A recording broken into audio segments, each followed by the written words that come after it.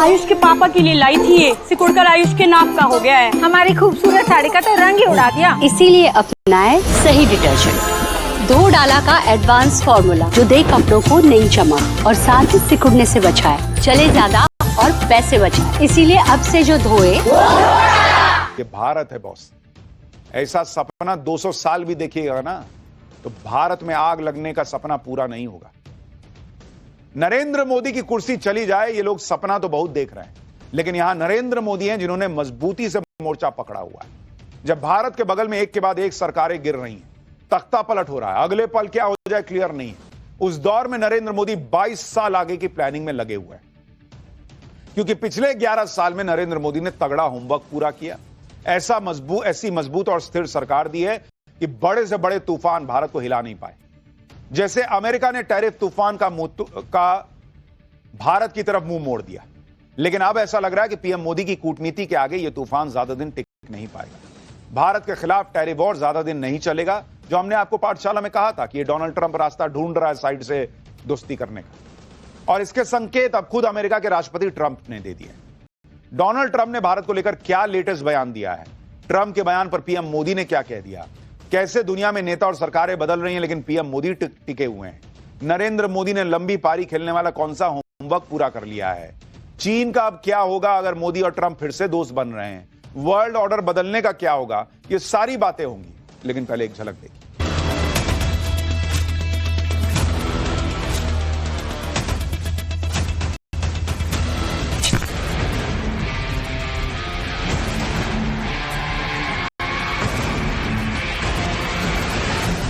India and the United States have a special relationship. There's nothing to worry about. Modi है, यहाँ किसी का दबाव नहीं चलता है।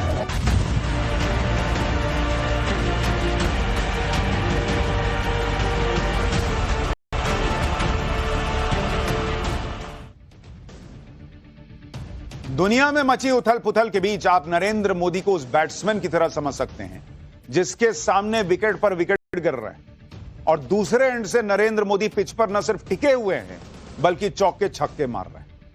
आपको एक आंकड़ा दिखाता हूं जिससे आपको यह समझ आएगा कि जिस चीज के लिए दुनिया तरस रही है, भारत में नरेंद्र मोदी ने उसे कैसे कायम रखा हुआ है, और वो चीज है राजनीतिक नेतृत्व की स्थिरता। नरेंद्र मोदी 2014 में प्रधानमंत्री बने, अगर आप तब से देखें तो ज्यादातर देशों में सरकार और नेता दोनों बदल गए, लेकिन भारत में मोदी का चेहरा और मोदी की सरकार टिकी हुई है। जैसे साल 2014 से नेपाल में 8 बार पीएम बदल गए, 11 साल में पाकिस्तान में 4 पीएम बदल चुके हैं, यूनाइटेड किंगडम में 11 साल में 5 पीएम बदल चुके, श्रीलंका में 4 राष्ट्रपति बदल गए, जापान में 5 साल में 4 नए प्रधानमंत्री आ गए, अमेरिका में 3 राष्ट्रपति बदल गए, यानी दुनिया इधर से उधर हो गई, भारत में एक नाम नरेंद्र मोदी टिके हुए। और इसीलिए भारत की इकोनॉमी रॉकेट बनी हुई है, दुनिया भारत को सम्मान दे रही है कि बॉस हमसे नहीं हो पा रहा, ये मोदी कैसे कर रहा है, हमसे इकोनॉमी नहीं संभल रही है, आदमी रॉकेट बनाए हुए है, हमसे महंगाई नहीं कंट्रोल होती है, भाई ने पकड़ के रखा कि डबल डिजिट तो जाना दूर, 6 के पार ना जाना, अंदर आओ, चलो अंदर चलो। यूके में तो इतनी राजनीतिक अस्थिरता हो गई कि वहां पर एक साल में 3 प्रधानमंत्री बदल गए। इसी तरह से फ्रांस को एक साल में 4था पीएम मिला है। अभी तो आपको कुछ ही देशों का हाल बताया, कोविड के बाद तो दुनिया में सरकारों के तेजी से बदलने की लहर चल रही थी, इसलिए नेपाल में भी मोदी मोदी हो रहा है बॉस, कि नेपाल में अगर मोदी जैसा नेता होता तो स्थिरता होती, करप्शन ना होता, और ये नेपो किड जो यहां कुछ नहीं कर पा रहे वहां भी ना कर पाते। इधर भारत में इंडी गठबंधन यही सपने पाले बैठा है कि किस तरह किसी भी कीमत पर नरेंद्र मोदी कुर्सी से हट जाए। सुनिए कांग्रेस के नेता आज भी क्या कह रहे हैं।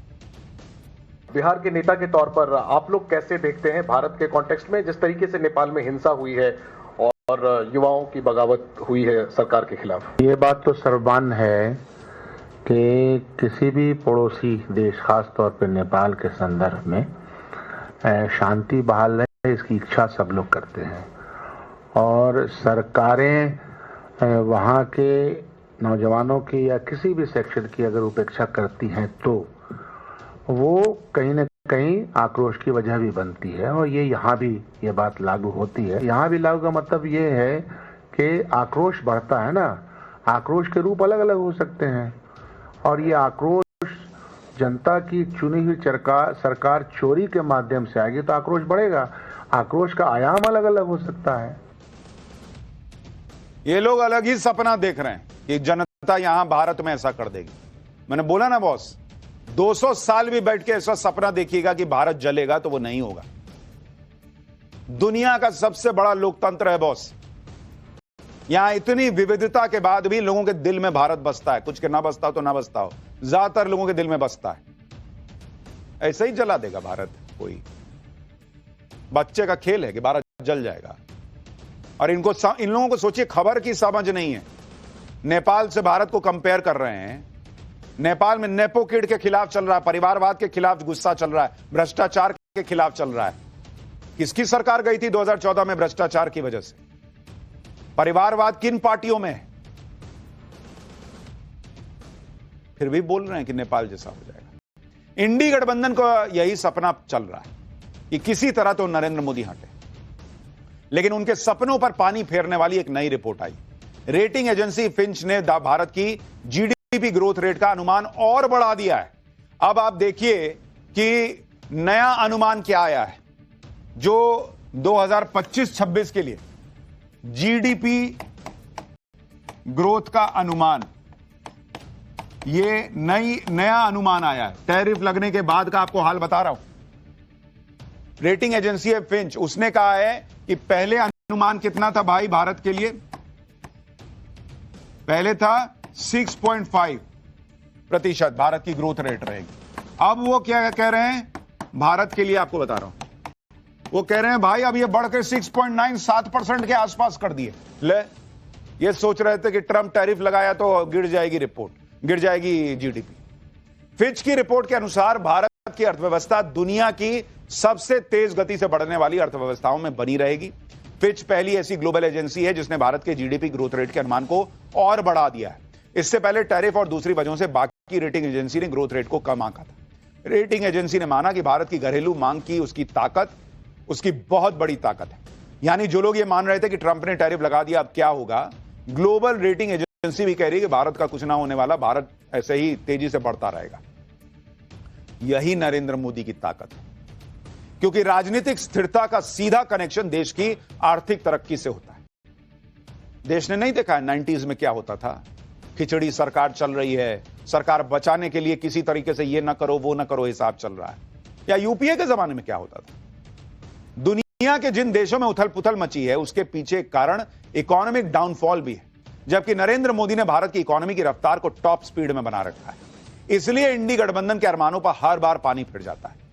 आप सुनिए कैसे श्रीलंका से लेकर बांग्लादेश से लेकर नेपाल तक हर बवाल पर इंडी गठबंधन के मन में लड्डू फूटता है। अब तो मोदी गए, होता कुछ नहीं। देखिए, मैं ईश्वर से प्रार्थना करता हूं कि ये जो बांग्लादेश में हुआ है उससे हमारे देश के जो सत्ताधारी है कुछ सबक ले। देखिए, लंका की जो परिस्थिति है तो बहुत ही चिंताजनक है। हिंदुस्तान उस राह पर है, उस मोड़ पर है, हमको अभी संभालना होगा।